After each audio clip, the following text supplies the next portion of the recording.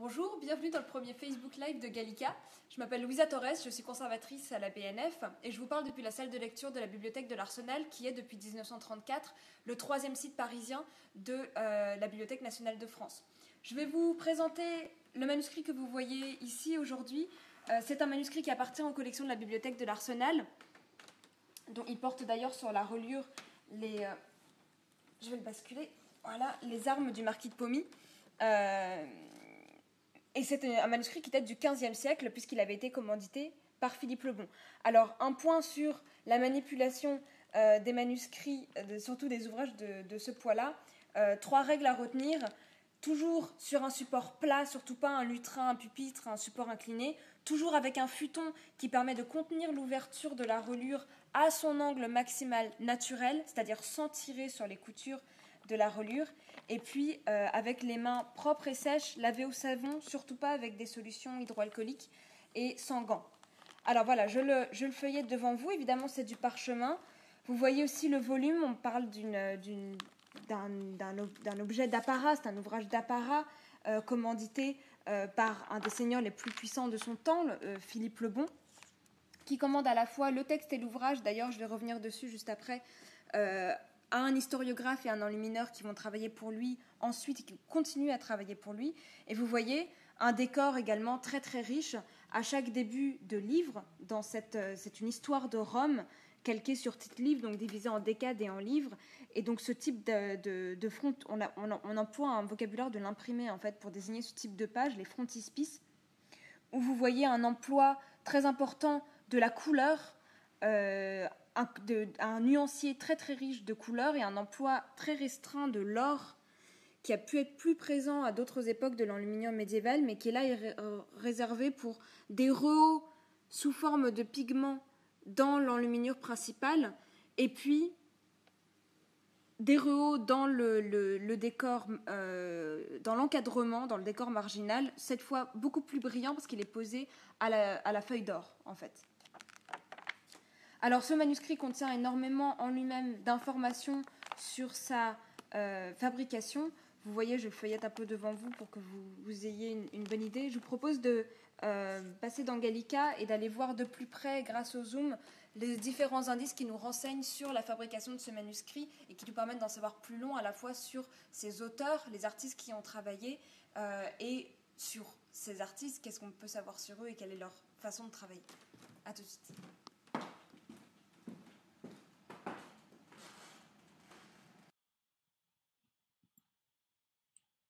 Alors voilà, le manuscrit tel qu'il se présente dans Gallica, on voit tout de suite, hein, c'est vrai qu'il y a une des choses qu'on ne perçoit pas toujours bien, c'est le format dans Gallica, même si dans la notice, en principe, vous avez les indications de la taille du manuscrit. C'est toujours noté en millimètres pour les manuscrits médiévaux.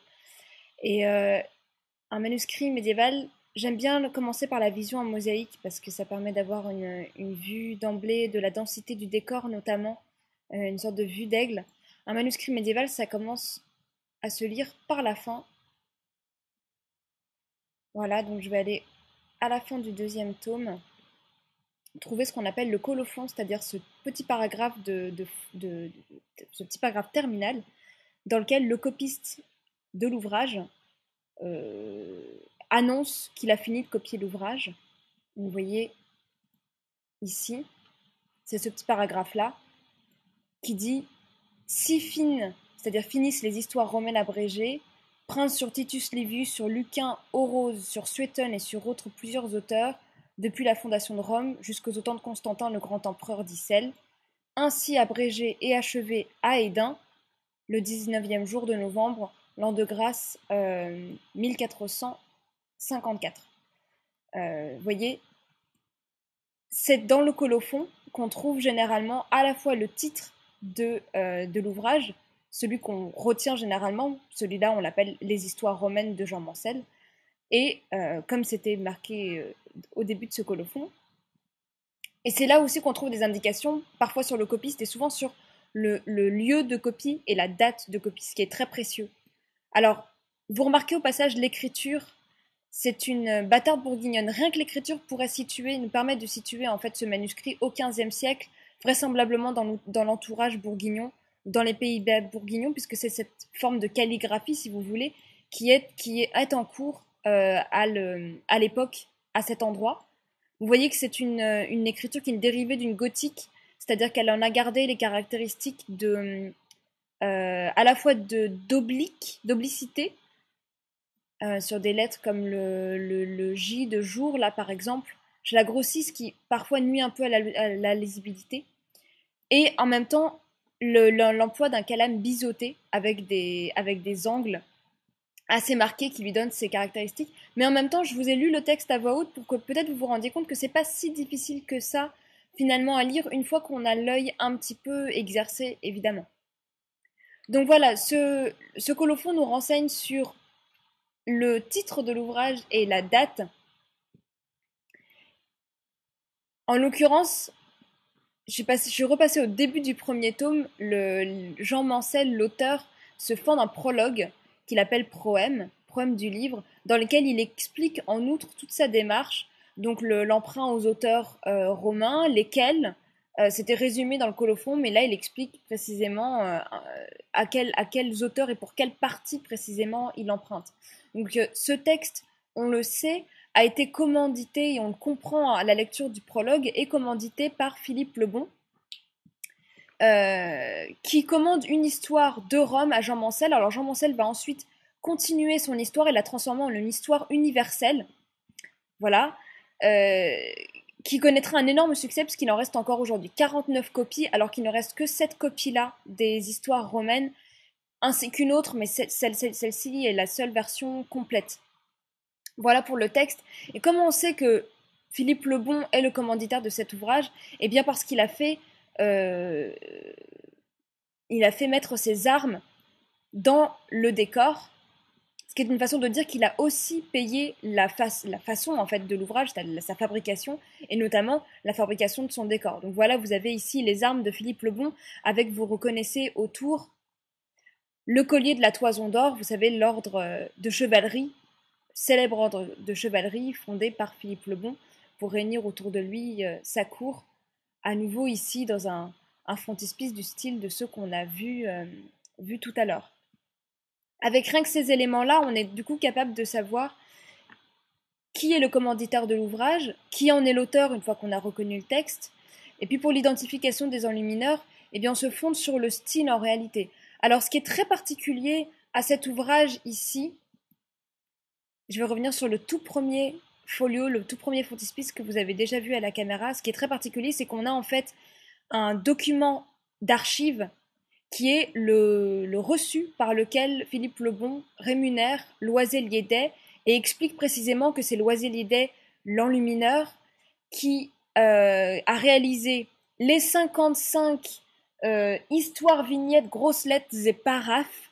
Je cite le document d'archives, c'est-à-dire précisément les histoires, ce sont les enluminures, 55 enluminures, mais aussi les vignettes, ces noms qu'on donne à l'époque à ce décor marginal en forme de petite vigne. Alors ici, évidemment, il est chargé d'autres végétaux, mais s'il était réduit à sa plus simple expression, ce serait une petite vigne.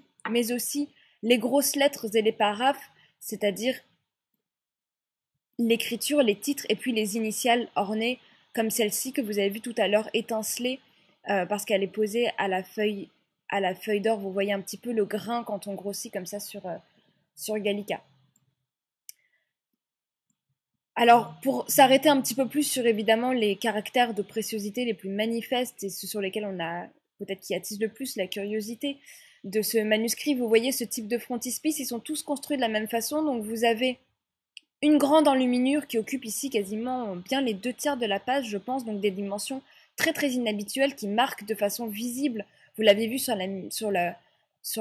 quand on voit sur la vue en mosaïque, on voit bien tout de suite où commencent les livres.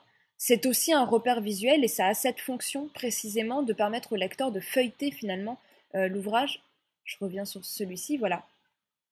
Tout autour, un encadrement marginal. Et puis, la rubrication, c'est-à-dire les textes qui sont écrits en rouge. Le mot vient du latin ruber, qui veut dire rouge, et ça traverse absolument tout le Moyen-Âge. Tous les titres sont toujours écrits en rouge de façon à être bien visibles. On a en outre, dans ce cas précis, la présence d'un titre courant que vous voyez ici, la première décade, qui permet à nouveau également au lecteur de se repérer. Alors, plusieurs artistes ont travaillé à ce décor. C'est ça aussi qui est intéressant, c'est que on se rend compte que c'est Loisel-Liédet qui est payé pour cet ouvrage, mais en fait, il a agi également en maître d'ouvrage, c'est-à-dire qu'il n'est pas seulement l'enlumineur, il est aussi le commanditaire, il a délégué une partie du décor à d'autres. Alors ça, c'est le style très particulier de Loisel-Liédet que je vous montre ici. Cette façon d'avoir des personnages à la fois très très détaillés, mais pas forcément extrêmement expressifs au niveau de leur posture et encore moins au niveau de leur visage, mais de construire des images très très denses avec un horizon très haut, un peu à la manière de Simon Marmion, qui est un enlumineur fort connu également, dont il a été l'élève. Et puis cette façon de construire les images avec un style quasiment cinématographique, vous voyez, avec des groupes, comme des petites grappes de personnages qui structurent la page et qui se lient un petit peu dans un mouvement circulaire. Ici, on a les débuts mythiques, hein, bien sûr, de la fondation de Rome, c'est-à-dire la fuite d'Énée qui fuit Troie en flammes. Donc vous avez au premier plan la destruction de Troie, très éloquemment représentée avec l'incendie et la chute de la tour. Et puis, ces grappes de personnages dans lesquels on ne reconnaît pas bien Énée, mais on comprend bien ce qui s'y passe, qui s'enfuit, qui monte à bord d'un bateau et le regard peut suivre l'échappée de ces bateaux en remontant selon ce qui est en fait le mouvement naturel d'un œil quand il parcourt une image qui est de format à peu près carré, cette espèce de circularité, jusqu'au rivage de l'Italie dans laquelle les descendants supposés d'Énée, selon la légende, ont fondé Rome. Le style de Loisel-Liédet est aussi caractérisé, je passe à une autre enluminure, par ce souci, je vous l'ai dit, du détail. Alors ça se voyait vraiment, là, on a vraiment vu les détails des costumes et des armures des Romains.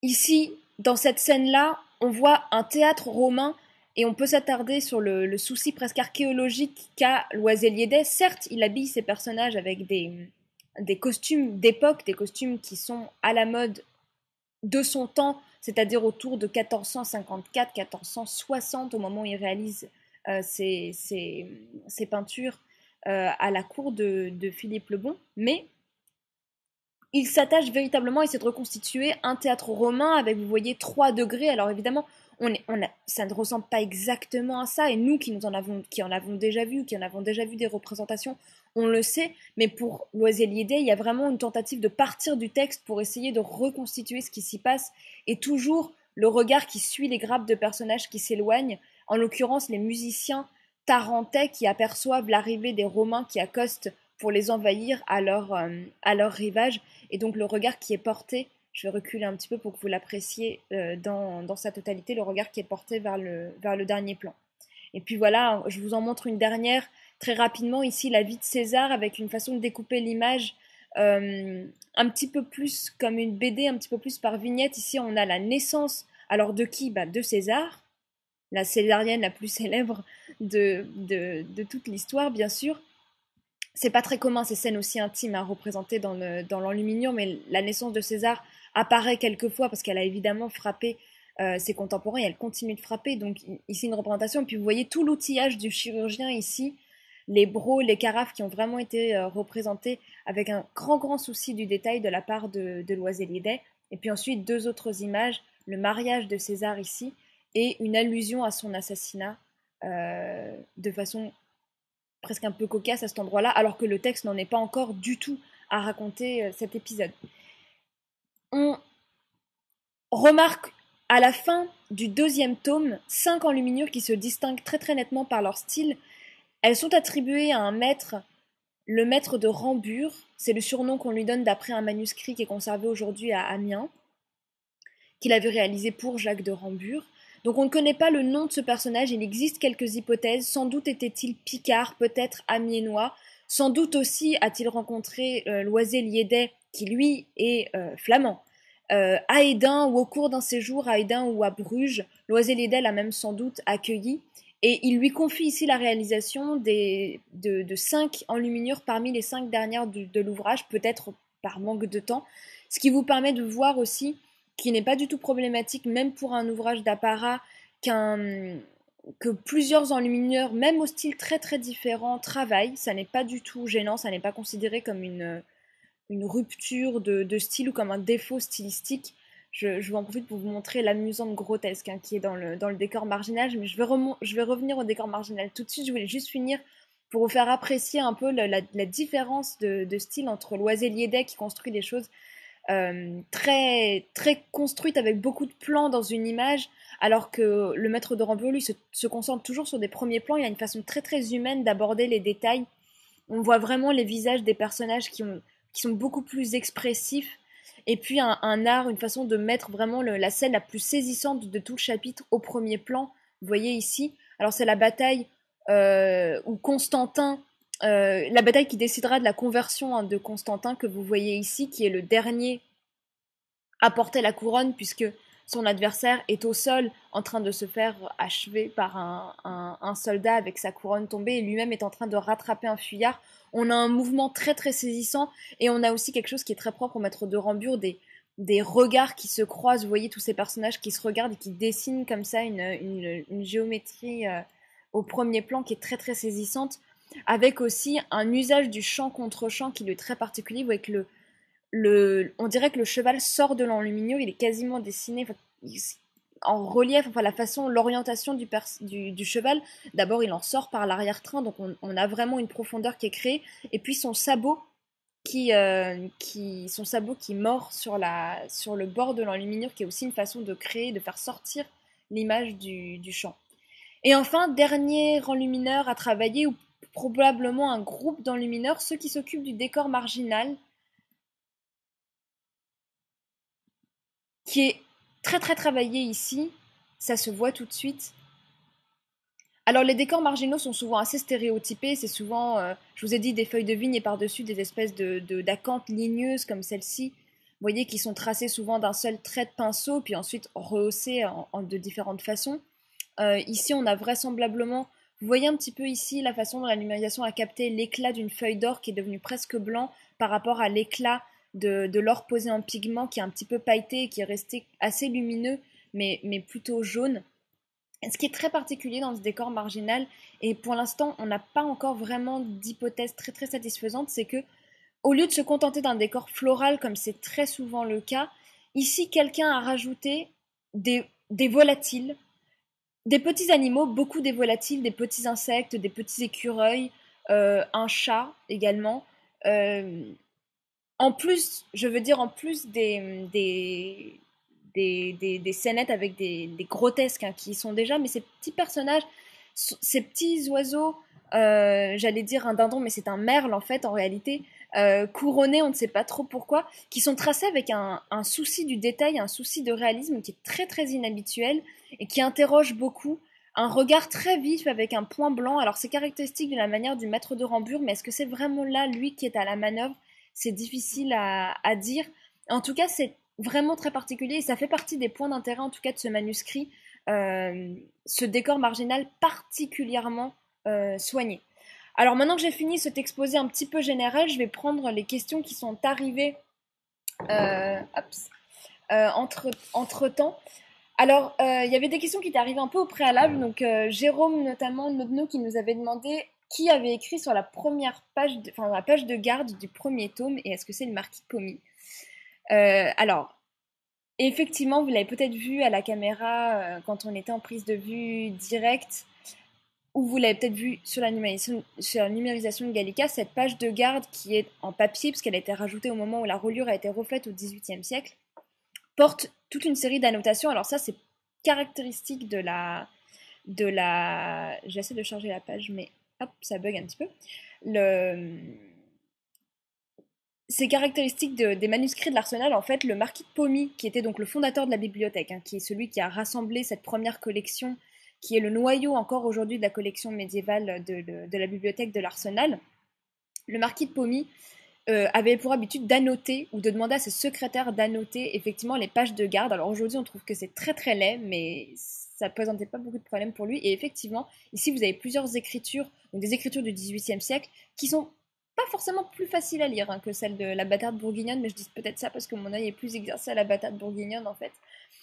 Là, en tout cas, cher Jérôme, j'ai le plaisir de vous le dire, parce que ça semblait me faire très plaisir, que cette écriture ici, c'est effectivement celle du marquis de Pommy. Elle est assez curieuse pour une personne qui était grand maître de l'artillerie, qui avait une charge nobiliaire et une écriture très très inégale, presque enfantine dans ses caractères, mais oui, c'est bien l'écriture du fondateur de la bibliothèque. Vous voyez qu'il commentait ses propres livres, parfois pas, de façon pas tout à fait exacte, mais c'était quand même intéressant.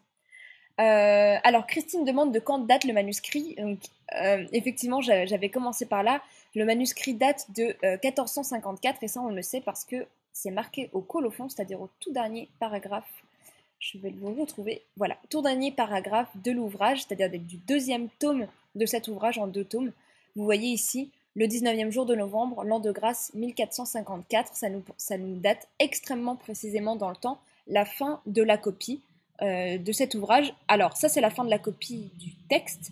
Les documents d'archives dont on dispose nous permettent de situer la fin de la réalisation des enluminures, donc des deux volumes enluminés, en 1460 quasiment, presque en 1460, c'est-à-dire près de 5 ou 6 ans plus tard, ce qui vous donne une idée du temps que prennent la réalisation de 55 miniatures de prix et les encadrements marginaux qui correspondent. Alors Marguerite nous demande combien coûtait un tel ouvrage. Alors ça, c'est pareil, j'ai une réponse extrêmement précise à vous faire, mais ça ne va peut-être pas vous apprendre grand-chose. Dans les documents d'archives, on voit que Philippe le Bon, duc de Bourgogne, verse, donc je remets les armes pour qu'on ait une image à l'écran, voilà, Philippe de Bourgogne verse 110 lions de Flandre pour la réalisation de ces vignettes, c'est-à-dire à peu près deux par... en fait, précisément 2 lions de Flandre par enluminure. Ça ne vous dit évidemment pas grand-chose. Philippe le Bon est l'un des personnages les plus riches de son temps. Il constitue une bibliothèque qui est clairement un acte de prestige pour affirmer la prééminence également culturelle, artistique, intellectuelle de sa cour. On estime généralement que ce type d'ouvrage, c'est très difficile de donner une estimation parce que les écarts de richesse à l'époque n'ont tellement rien à voir avec ceux qu'on a aujourd'hui dans les sociétés d'aujourd'hui qu'on est sur des échelles qui sont quasiment pas comparables. Mais à l'époque, ça valait probablement quand même l'équivalent de plusieurs centaines de milliers d'euros. Je vous dirais ça comme ça, comme un ordre de grandeur très vague. C'est vraiment l'idée que c'était vraiment quelque chose d'extrêmement, extrêmement coûteux. Et 110 lions de Flandre, du coup, un lion de Flandre, c'est effectivement une monnaie comptable et pas une monnaie d'usage de tous les jours. Mais si vous voulez, on a vu tout à l'heure que ça correspondait à 6 ans de travail. 6 ans de travail pour plusieurs personnes. Vraisemblablement tout un atelier d'enluminure où le chef de l'atelier fait les enluminures principales, il en délègue certaines et s'appuie sur d'autres artistes lillois ou flamands pour faire les décors marginaux. Alors j'ai une question de Anne qui demande il y a beaucoup d'animaux, est-ce que c'est courant? Alors ça c'est pareil, je viens d'en parler un petit peu.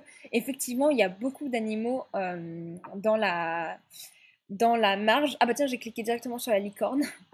Euh, je ne sais pas si ça avait fait l'objet d'une autre question, mais dans les petits onglets que j'avais préparés, non, c'est pas si habituel que ça. Alors qu'il y ait quelques animaux au milieu des décors floraux, c'est pas ce n'est pas du jamais vu, surtout dans certains styles, mais assez différents, qui vont être en cours, qui vont avoir cours à Gand et à Bruges à une certaine époque, mais c'est pas le cas ici. Ici, on a vraiment quelque chose d'assez original à cet égard. Je vous montre le chat le plus laid de toute la bibliothèque de l'Arsenal, vraisemblablement. Vous le voyez ici à l'enluminure. Oui, c'est un chat en face du singe. Mais sinon, non, c'est pas forcément. Remarquez il a vraiment un regard très expressif, ce chat. Ça tient en fait que mais c'est assez particulier à ce manuscrit aussi. Il y a un petit point blanc qui relève le regard des animaux, comme on le fait d'habituellement dans l'enluminure habituellement pour les humains. Donc voilà, c'est vraiment quand même, même sur un chat, pas forcément réussi. C'est quelque chose qui est très particulier. Donc non, c'est pas si fréquent que ça. En revanche, ce qui est assez habituel, c'est d'avoir tout de même des grotesques, ce type de petites scénettes. Vous avez un fou à cheval qui attaque avec un balai on ne sait pas trop quoi, enfin une espèce de faux tournoi donc visiblement un fou, hein, parce il a un balai au lieu de de sa lance, et il est visiblement monté sur, je sais pas si c'est pas plutôt un âne qu'un cheval, j'aurais tendance à dire ça, et puis des grotesques avec des petits hybrides purs qui gambadent dans les marges. Ça par contre c'est très très médiéval. C'est en train de finir ce type de décors marginaux très fantaisistes, mais le monde de la marge est un monde merveilleux où plein de choses peuvent se passer. Il est beaucoup plus courant d'avoir des hybrides qui n'existent pas que d'avoir des animaux ou des oiseaux aussi finement détaillés. Je précise que la licorne est un animal réel, évidemment, hein. La licorne existe vraiment. On ne l'a jamais vue probablement parce qu'elle vit en Asie. Mais en tout cas, c'est ce qu'on pense à l'époque, en fait. Ce qui est intéressant d'ailleurs dans cette licorne, je fais une parenthèse, mais c'est les caractéristiques physiques qu'on lui a données. Parce que comme on se base sur des textes, que les textes eux-mêmes se basent sur des allusions, en fait, on n'a jamais vraiment de description extrêmement précise des caractéristiques physiques de la licorne. On ne sait pas vraiment à quoi elle ressemble. On sait qu'elle a une corne au milieu du front, ça c'est d'accord, mais quelle taille elle fait? Est-ce qu'elle ressemble? Est-ce qu'elle est blanche? Est-ce qu'elle est grise? Est-ce qu'elle est marron? Les représentations hésitent souvent. À la fin du Moyen-Âge, effectivement, on trouve souvent les sabots de la chèvre, mais plutôt une tête de cheval, et ça en partie parce que le bouc de la chèvre, mais plutôt un corps et un gabarit de cheval, avec une crinière.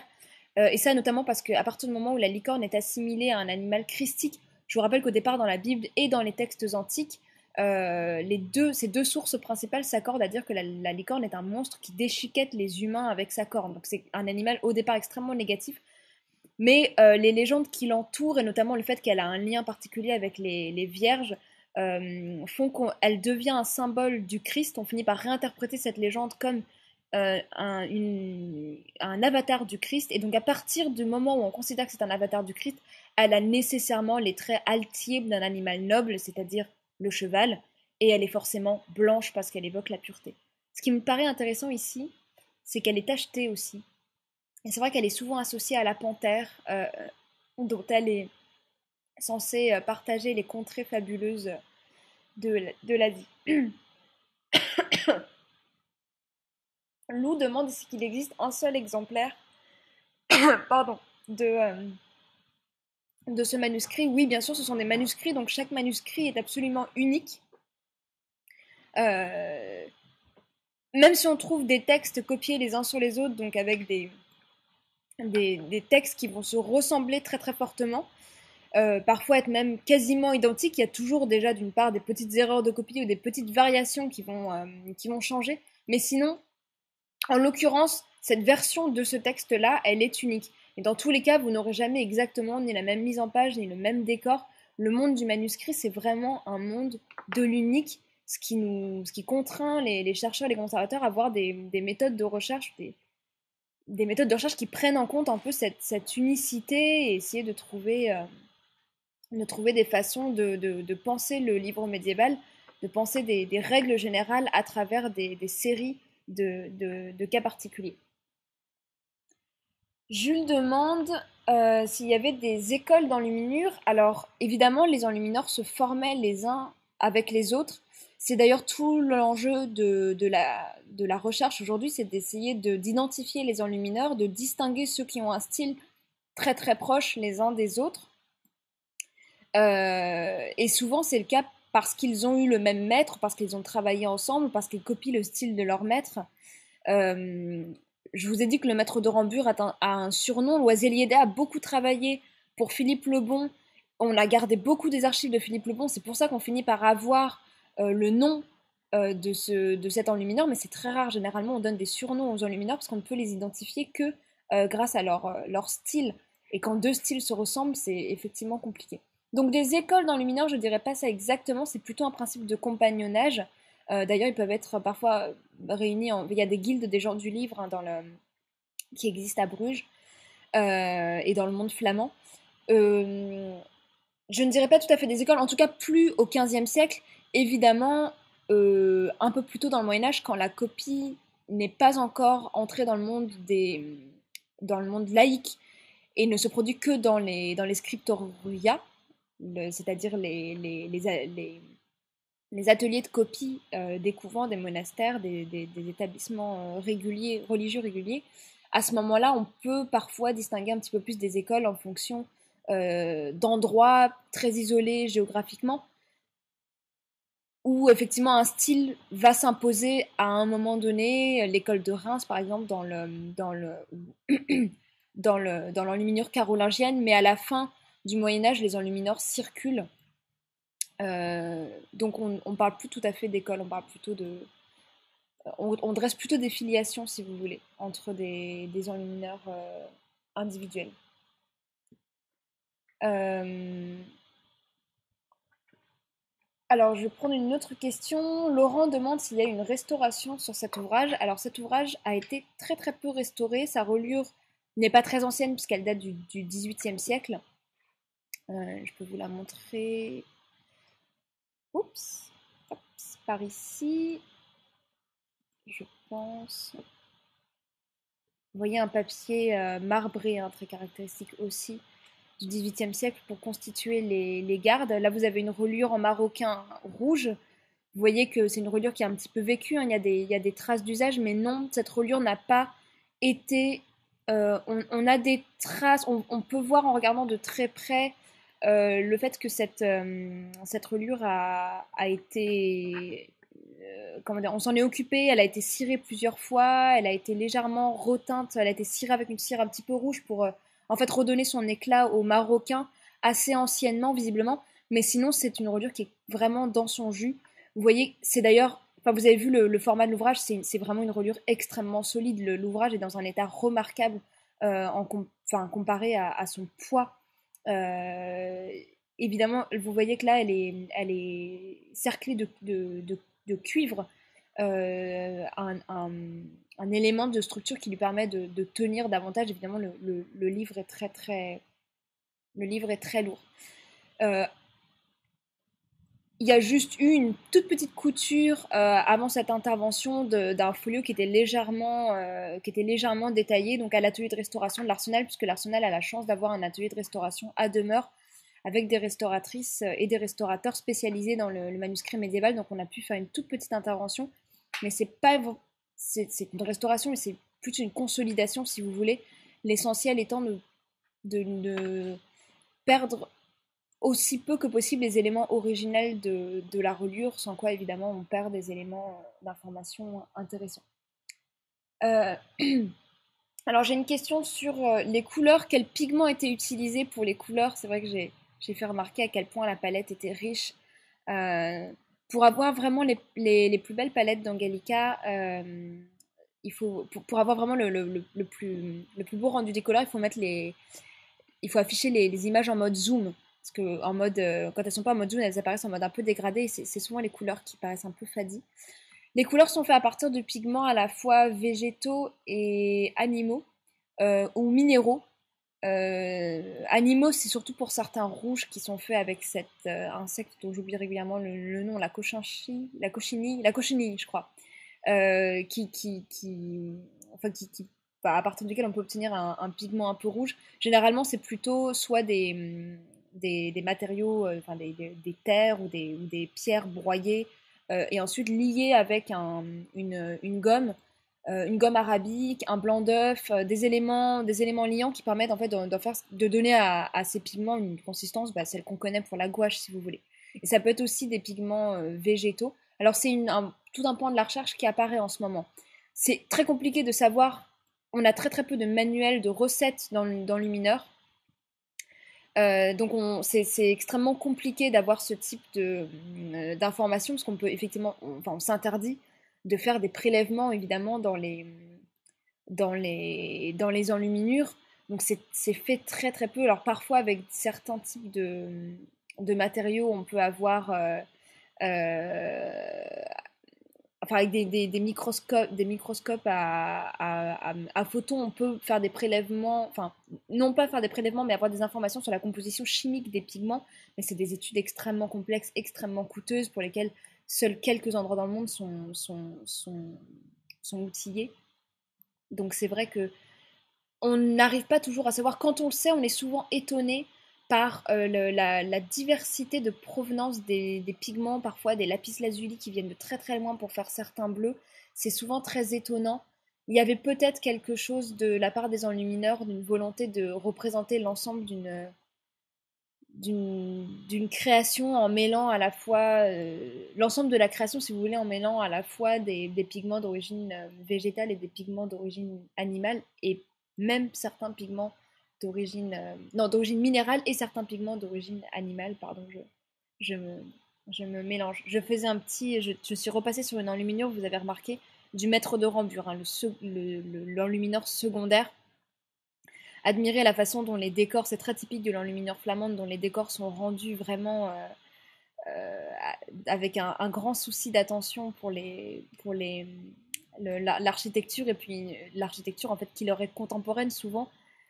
Et puis cette façon, je vous ai dit, de casser un petit peu la scène de l'enluminure, donc casser le quatrième mur quelque part de l'enluminure, pour reprendre un terme de théâtre, avec ce personnage qui sort un petit peu de l'enluminure. D'ailleurs, il marche de la miniature, il marche sur le rebord, et comme s'il était un petit peu posé, non pas dans la page, mais posé sur la page. Voilà, c'est vraiment un très très très très bel enlumineur, le maître de Rambure, dont c'est ici la première réalisation connue, alors qu'on voit que c'est un artiste très très accompli, mais vous savez on estime qu'on a perdu à peu près 99% des productions médiévales.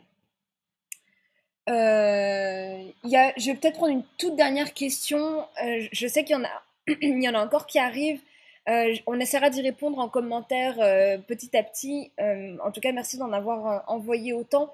Il y a une toute dernière question sur à partir de quand les enluminures sortent des monastères.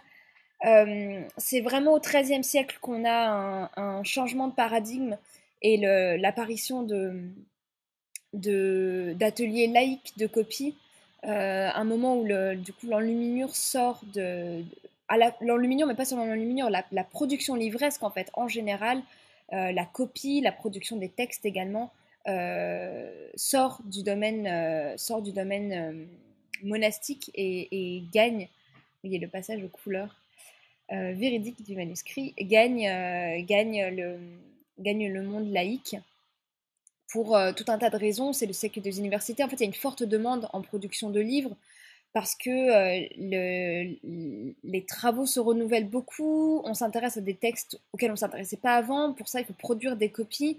Produire une copie d'un manuscrit médiéval, ça prend toujours au minimum plusieurs semaines, si ce n'est pas plusieurs mois. Donc, c'est toujours des travaux très très longs.